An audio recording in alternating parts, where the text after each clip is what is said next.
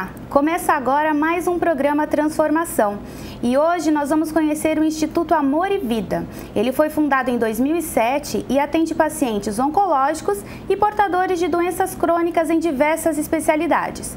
A entidade também oferece suporte às famílias dos pacientes. Estão conosco hoje no estúdio Sandra Sula, que é a coordenadora da entidade, e Reinaldo Lima, que é voluntário no Instituto.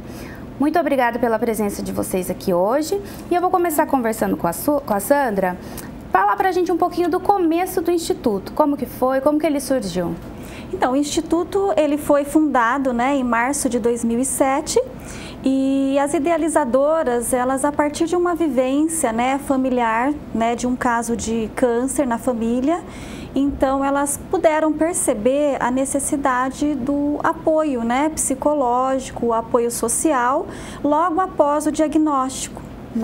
Então, a partir daí, elas tiveram a iniciativa, porque a ONG ela é uma iniciativa da sociedade civil mesmo, em desenvolver um trabalho para esse público, que é o paciente oncológico após o diagnóstico da doença. E desde o começo elas já tinham um lugar fixo? Ou como que foi esse começo da entidade? Então, no começo foi sempre tudo muito difícil, Então, na verdade, era um imóvel que ficava no Guanabara na época.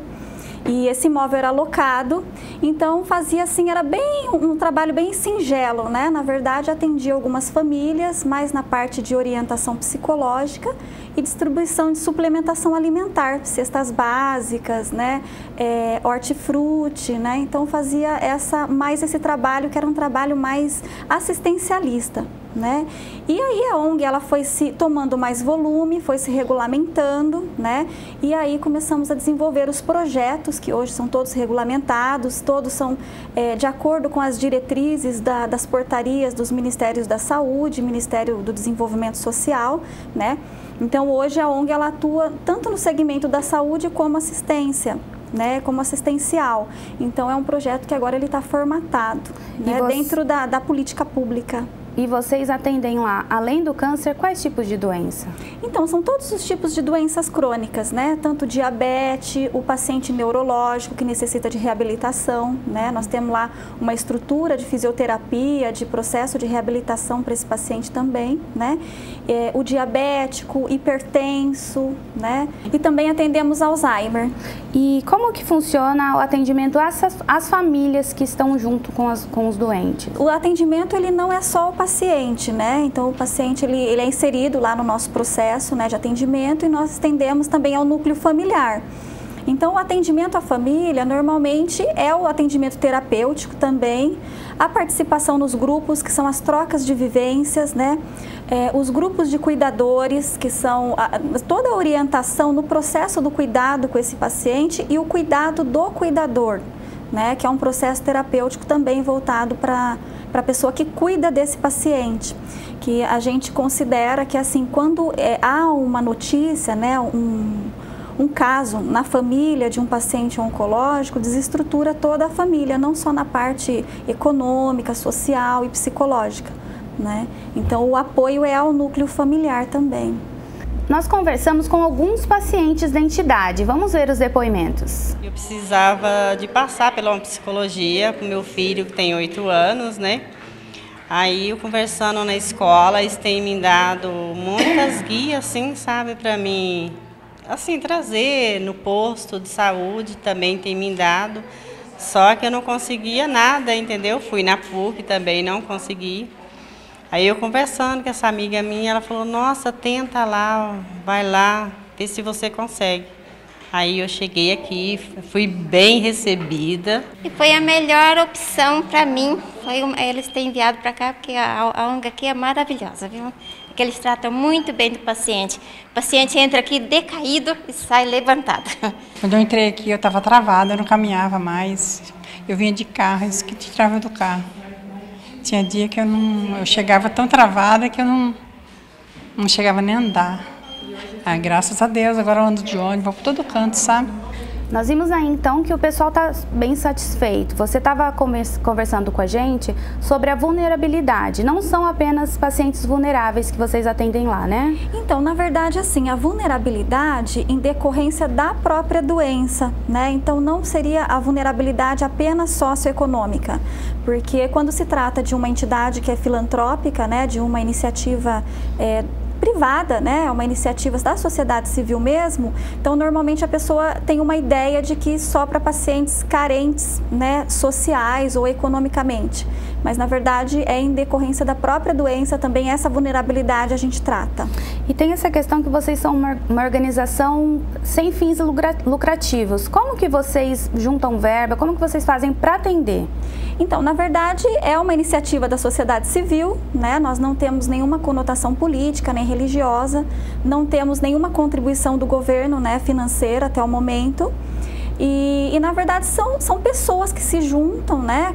O nosso slogan é: quando as mãos se unem, a dor diminui. Né? Então são voluntários, né, que se dispõem, que doam tempo, são empresários que fazem algumas doações também mensais, são doações de sócios contribuintes, né? Então é dessa forma que a gente desenvolve o nosso trabalho.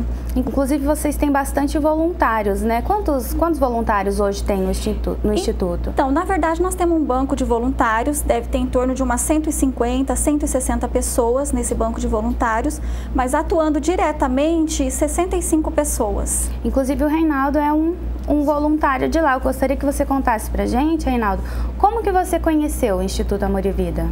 Eu conheci o Instituto Amor e Vida através de um trabalho que nós já prestamos, né, que é o projeto Câncer Sem Medo, e através também do conhecimento com a Sandra, a gente teve acesso às fundadoras dentro da própria sede, né, e aí a gente passou a conhecer um pouco mais do serviço e o que eles proporcionavam de serviço, principalmente nesse acolhimento emocional e psicológico.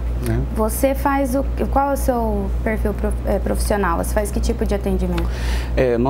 Nós desenvolvemos um projeto especificamente para a ONG, né, onde a gente trabalha num grupo de apoio, e esse grupo de apoio ele dá todo o suporte emocional e o suporte psicológico para o paciente e para os familiares também, né? E há quantos anos que você está fazendo esse trabalho voluntário? O trabalho voluntário vem desde 2016, né, que nós começamos com alguns outros grupos também, e esse grupo ele foi desenvolvendo, era um grupo temático, e ele foi desenvolvendo, e hoje a gente acabou desenvolvendo um programa específico onde o projeto Câncer Sem Medo atende, né, o Amor e Vida, especificamente com grupos fechados, né?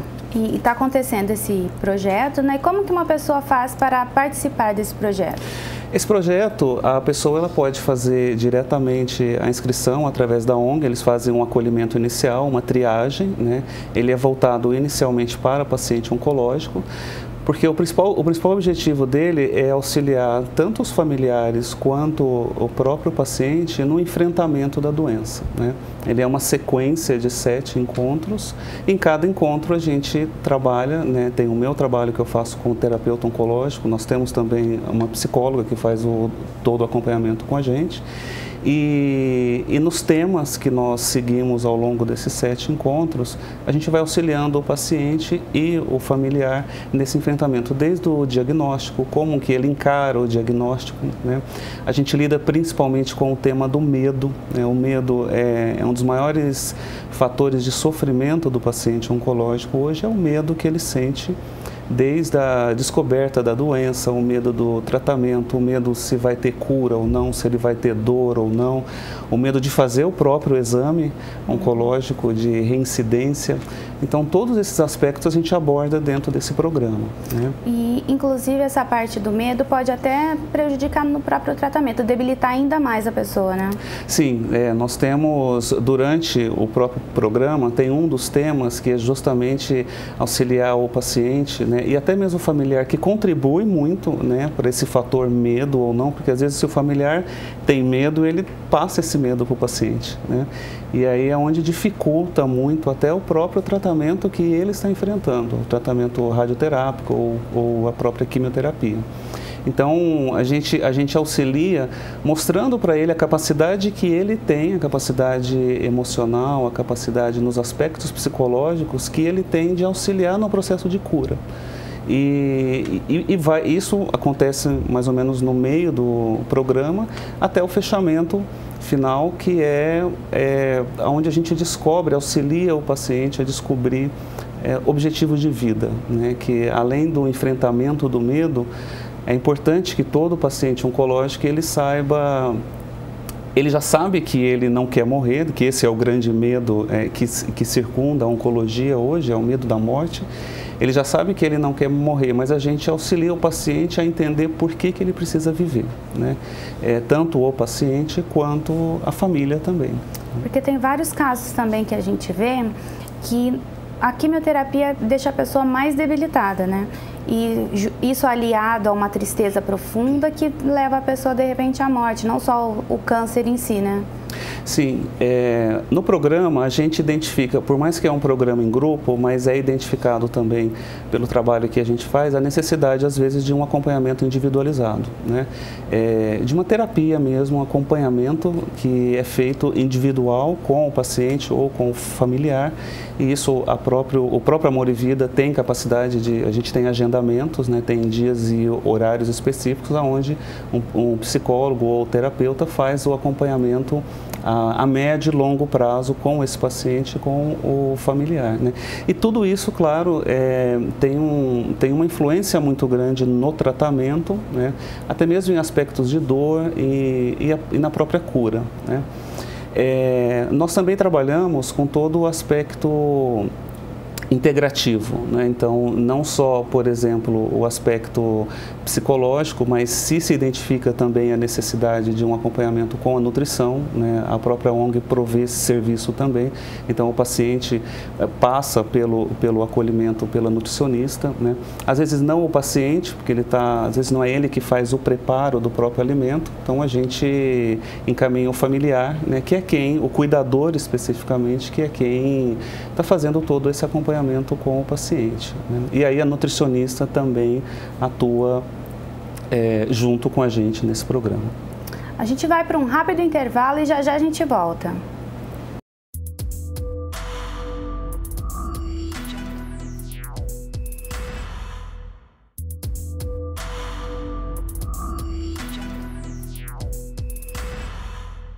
E no bloco anterior a gente estava conversando sobre a terapia que vocês fazem lá, o paciente debilitado.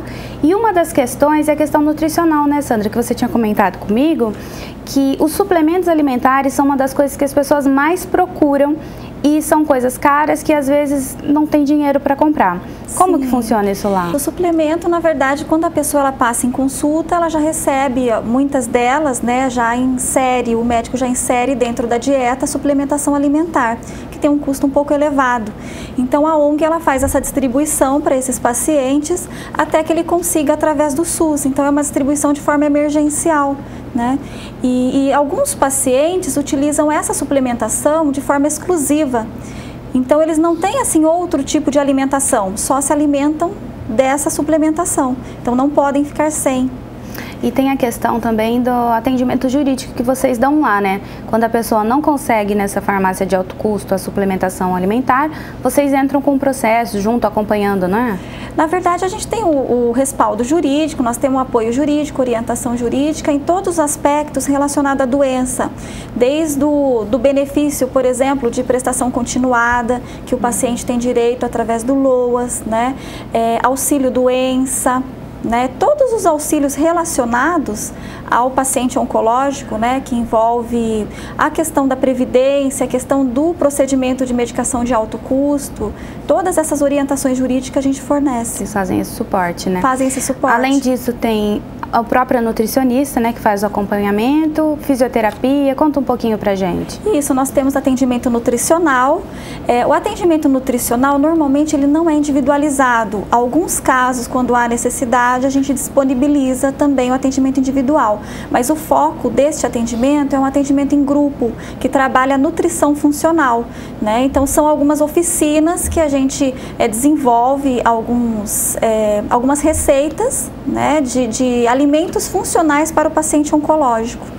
E uma das coisas inovadoras que o Instituto oferece é a cromoterapia, que é difícil até particular a pessoa ter, né? Como que funciona? Isso, a cromoterapia é um processo terapêutico que o paciente ele deita em uma maca, que essa maca ela tem uma massagem, né, própria, parecido com uma cama de seragem, que é mais conhecido, as pessoas têm mais, assim, mais conhecimento, e tem a luz, né? Então é uma terapia com luz, musicalização e massagem ao mesmo tempo, que é a cromoterapia. Temos o reiki, né? A bioenergia também.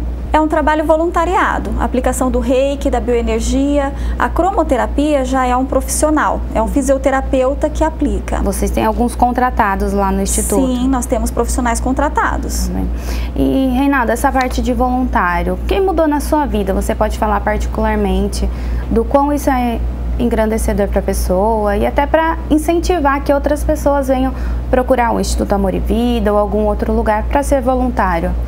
É sim, acho que o voluntário é um dos grandes diferenciais, acho que na vida de qualquer pessoa, né? A grande diferença que eu percebi pelo Amor e Vida é que muitas vezes nós temos essa vontade de ajudar, nós temos essa predisposição, só que você não encontra um lugar, ou você não encontra uma instituição que tenha uma estrutura que possa acolher o voluntário também, né? E a gente sabe que de boas ideias muita gente tem, só que se não tiver uma estrutura, aquilo acaba atrapalhando. Principalmente quando a gente fala de saúde, né? Quanto o voluntariado na área de saúde, ele precisa ser muito bem coordenado, ele precisa ser muito bem estruturado para que a gente possa só proporcionar o bem, né? E não uma vontade própria sem uma estrutura que você vai acabar atrapalhando ali, mais atrapalhando do que ajudando a vida da pessoa. Então, nesse aspecto, sim, né, eu já tenho esse trabalho pelo Câncer Sem Medo já há algum tempo e a gente sempre buscava, de certa forma, ampliar isso para um aspecto mais social, né?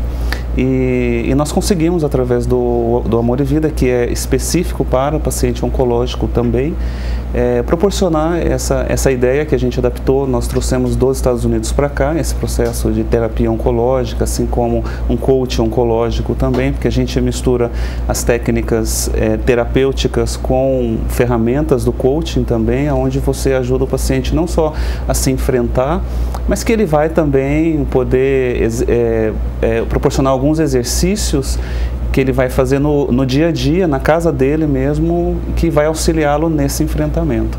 Então, tudo isso é muito gratificante, porque é motivador, né? Você consegue ver resultados como nós já estamos tendo resultados agora com esse grupo que a gente iniciou esse ano.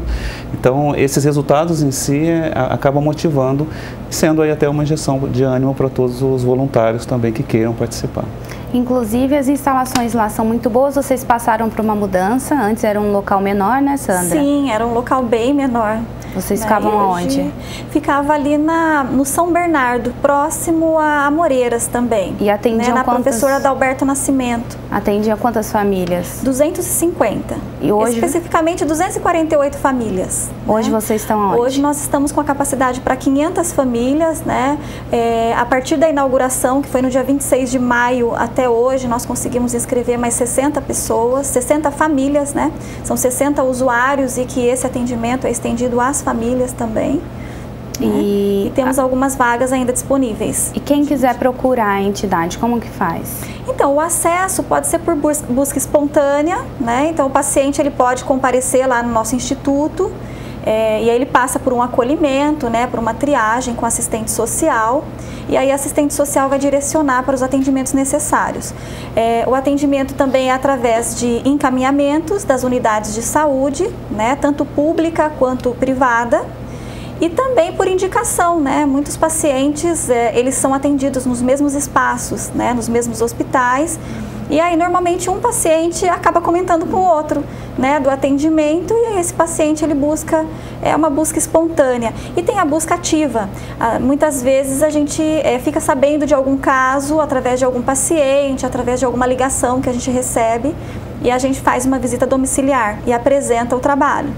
E normalmente o paciente também é inserido lá no nosso atendimento. Então, às vezes é paciente que não consegue vir até a instituição, mas ele recebe um atendimento domiciliar. Vocês fazem também esse home care, né? Home care. Daí, nesse caso, seria agendado? Como que funciona? Então, quando a gente recebe essa notificação, ou por uma ligação, ou através de algum outro paciente, ou às vezes funcionário, né, que tem algum vizinho que está passando por uma situação, né, vulnerável em relação ao câncer, a gente já agenda, né, de imediato essa visita, né, já faz a apresentação do trabalho e já inicia. Normalmente já inicia o acompanhamento. Mas é uma minoria dos casos, a maioria vai até o instituto? A maioria vai até o instituto. E geralmente um paciente, ele fica por quanto tempo no instituto fazendo esse acompanhamento, em um prazo médio, né? Então, na verdade, a gente trabalha em relação à superação da própria doença. Então, o desligamento ele ocorre normalmente quando é um óbito, né? Porque quando o paciente ele está ainda com o agravamento da doença, então ele continua em acompanhamento, e como a gente estende esse atendimento à família, então às vezes o paciente ele supera a questão da doença, né? Mas ele continua fazendo acompanhamento terapêutico, a família continua participando de algum grupo, porque nós temos o grupo de artesanato, né? Que as pessoas gostam muito, então continuam participando, roda de conversa, a troca de vivência, que são os grupos de vivência. Então são espaços de interação que a gente oferta, né? Nós ofertamos para a família e para o paciente. Então eles acabam vinculando a entidade, né? Isso é muito bom, porque é sinal assim de um bom resultado, de um bom trabalho. Já aconteceu de algum paciente virar um voluntário, alguma coisa nesse sentido? Já aconteceu. Era paciente da ONG, fez o acompanhamento, superou a situação e se tornou voluntário, né? São voluntários assim esporádicos, né? Não são voluntários técnicos. E aí, Reinaldo, contagia, né? Eu acho que isso que aconteceu ali, um paciente virou voluntário porque ele viu esse trabalho. Você tem contagiado parentes, amigos? Como que funciona essa parte de você levantar o pessoal ao redor para seguir nesse caminho? Sim, nós vemos, principalmente hoje pelas redes sociais, né, quando você tem essa interação, a gente tem a própria rede social do Amor e Vida, e há um contágio, sim. Acho que nós vemos sempre coisas boas atraem coisas boas, né? E isso é importante porque é o que motiva, porque há um ciclo também do voluntário, né? O voluntário, ele acaba, por exemplo, por um período muito longo, acaba que ele tem os compromissos particulares também. Então, esse volume grande é importante para que a gente tenha sempre e mantenha sempre esse volume de voluntários disponíveis. Mas é muito bom quando a gente divulga o trabalho, principalmente agora, né, divulgando com esse grupo o trabalho positivo que a gente adquire, a gente só acaba atraindo mais pessoas do bem também. Inclusive, nessa questão do reconhecimento, o Instituto Amor e Vida recebeu da Câmara Municipal, no ano de 2007, o diploma de mérito Herbert de Souza, pelos relevantes serviços prestados na área do voluntariado. O autor dessa homenagem foi o vereador Aurélio Cláudio. Ele mandou um recado aqui pra gente, vamos acompanhar. É um instituto que merecidamente obteve essa condecoração da nossa casa, que tem essa atribuição de parabenizar, de colocar em público instituto, pessoas que fazem esse trabalho voluntário importante em prol da nossa cidade, em prol da população campineira. E nós fizemos isso, tive a honra de assinar esse diploma e estou feliz por ter tido essa oportunidade de presentear o Instituto Amor e Vida. Então a gente viu aí que o Instituto foi reconhecido, né? Como que é para o Instituto receber esse tipo de ajuda, reconhecimento? Sim, é muito gratificante, né? É uma forma da gente ter um parâmetro da qualidade do trabalho que a gente presta, né? De um reconhecimento também. Para o voluntário também, né? Sim, porque o reconhecimento para o voluntário também faz parte, não pessoalmente para ele, né, mas para ele ver um pouquinho da obra do trabalho dele crescendo, né? Então isso, a gente percebe isso, eu que estou acompanhando desde do último essa mudança que nós tivemos da última sede para essa sede que está bem maior. A gente tem no próprio programa, a gente tinha um espaço que tinha um grupo de 8 pessoas, a gente ampliou esse grupo para quase 30 pessoas agora, né, esse programa dos 7 encontros. Isso tudo faz parte, né, do reconhecimento da obra do voluntário, né, e não necessariamente o seu reconhecimento pessoal, que é isso que o voluntário busca. É você ver o seu trabalho crescer, você ver o benefício desse trabalho crescendo também, e esses reconhecimentos sociais fazem muito parte disso. Porque é uma demanda muito grande, né? Essa situação é uma coisa que são várias pessoas passando por essa situação, não sabem lidar e precisa realmente do Instituto. Sim. Eu queria saber o seguinte, como uma pessoa que quer doar, quer ajudar, quer ser voluntário, como que ela faz? Então, é só entrar na nossa página, né, que é amorevida.org.br. Lá nós temos os nossos contatos, e-mail, então a pessoa pode entrar em contato através do telefone, através do e-mail, e também eu posso divulgar o WhatsApp? Com certeza. 19998888180. E o seu projeto, Reinaldo? Se alguém puder contribuir ou se você puder também aplicá-lo em outro lugar, como que a pessoa entra em contato? Sim, o nosso projeto, nós temos o site também, que é o cancersemmedo.com.br. A pessoa pode participar através da própria ONG, caso queira contribuir como voluntário na ONG também, né? Nós aceitamos coaches, terapeutas, psicólogos. E pelo próprio site a gente tem também à disposição o programa que pode ser aplicado em outros institutos também. Então vocês são sempre muito bem-vindos aqui. Queria parabenizar pelo trabalho que é feito. O nosso programa vai ficando por aqui e a sua participação também é muito importante. Se você quiser mandar perguntas, sugestões, pode fazer isso através do nosso e-mail, que é o redacaltv@campinas.sp.leg.br. Muito obrigada pela sua companhia e até a próxima.